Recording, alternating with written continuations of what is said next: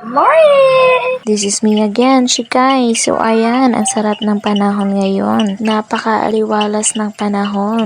Kaya ayan, agahan natin ang ating mga household chores. Pinakain ko ng aming manok. Ang sarap sa mata nang lumalaki na sila. At saka yung kalabaw namin, ayan. At syempre, itong baboy namin. Baboy namin na buntis. Sana maraming anak to. At syempre, mainit ang panahon, so naisipan ko na gumawa ng mango float.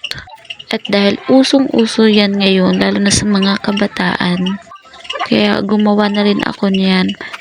Syempre, dagdag income. Syempre, binibenta ko rin yan ng mura kasi kami-kami lang din naman ang bumibili. Binibenta ko lang yan sa murang halaga. At least may tubo ng kaunti, pwede na yun. Kaysa naman na magmumukmuk lang ako dito sa bahay. So ayan, minimix-mix ko lang, ganun. At nilagay ko na sa lagayan. Bali, 100 pesos yan ang ganyan kalaki na Tupperware. So ayan, perfect na perfect to sa may init ng panahon. Bali, 9 tubs po yung nagawa ko. Ayan. Thank you for watching.